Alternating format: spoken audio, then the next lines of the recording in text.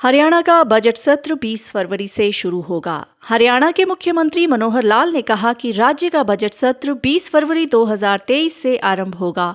पिछले साल की तरह इस साल भी सदन की बैठक 2 भागों में होगी। पहले भाग में राज्यपाल के अभिभाषण और उस पर चर्चा होगी। दूसरे भाग में बजट प्रस्तुति, उस पर चर्चा तथा बजट को पारित किया जाएगा। मुख्यमंत्री मनोहर लाल ने वीरवार को चंडीगढ़ में पत्रकार वार्ता को संबोधित करते हुए कहा कि राज्य का बजट सत्र 20 फरवरी 2023 से आरंभ होगा। पिछले साल की तरह इस साल भी सदन की बैठक 2 भागों में होगी। उन्होंने केंद्रीय बजट 2023-24 समावेशी और भविष्योन्मुखी है, जिसमें नौकरीपेशा लोगों, युवाओं, महिलाओं, पुरुषों और किसानों के सशक्तिकरण को ध्यान में रखा गया है। उन्होंने कहा कि बजट में ढांचागत विकास, स्वास्थ्य, रोजगार सृजन, आवास, सामाजिक कल्याण, कृषक कल्याण, उच्च शिक्षा, नवाचार एवं अनुसंधान पर विशेष ध्यान केंद्रित किया गया है, जो हरियाणा के लिए लाभकारी होगा। मुख्यमंत्री ने कहा कि केंद्रीय बजट से पहले बजट पूर्व विचार विमर्श बैठक के दौरान उन्होंने 2 सुझाव दिए थे, जिसे केंद्रीय वित्त मंत्रालय ने स्वीकार कर लिया है।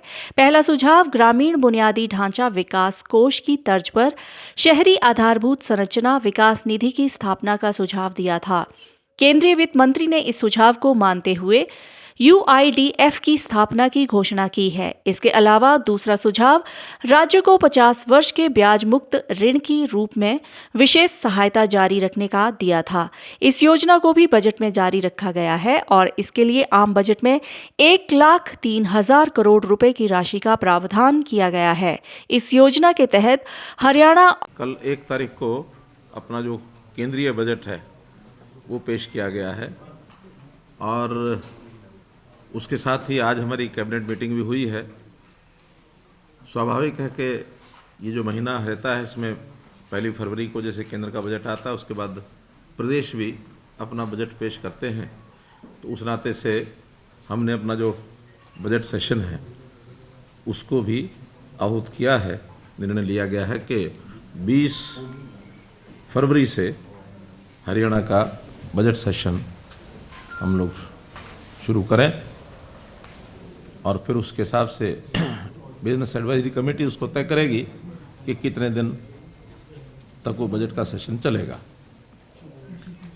पिछली बार परंपरा हमने शुरू की थी कि 2 भागों में बजट सेशन होगा। इस बार भी हमारा प्रपोजल यही रहेगा स्पीकर साहब को कि 2 भागों में रहे। एक हिस्से में प्रारंभिक गवर्नर एड्रेस बजट को पेश करना और दूसरे हिस्से में उस बजट के ऊपर चर्चा और फिर बजट को पास करना।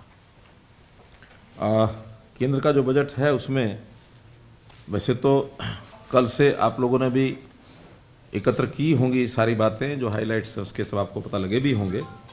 फिर भी जो मुझे बताते हुए बहुत हर्ष हो रहा है इस बात का कि ये बजट हर वर्ग को ध्यान में रख करके पेश किया गया है, चाहे वो किसान हो, युवा हो, महिला हो, एल्डरमैन हो, और जहाँ तक छूट की बात है, मध्य वर्ग के लोगों को इसमें काफ़ी छूट दी गई है।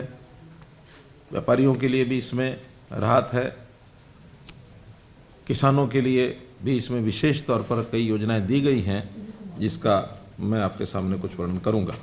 एक प्रकार से आम आदमी का ये बजट है और इस बजट से निश्चित रूप से हमारा ये जो अमृतकाल जो पहला वर्ष जिसका है, तो इस अमृतकाल के पहले बजट से बहुत बड़े परिवर्तन ये सब आएंगे और आगे दीर्घकालीन एक दिशा भी इस बजट में ये दी गई है।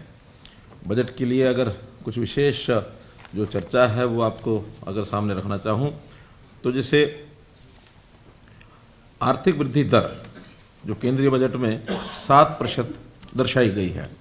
विश्वव्यापी बाकी देशों को अगर देखें तो उनकी वृद्धि दर बहुत कम चल रही है, किसी की 2%, किसी की 3%, 2.5%, 7% जो इसमें एक इंक्रीज दिखाया गया है। तो ये एक बहुत अच्छा द्योतक है हमारे देश का कि हम इस लेवल तक जाएंगे।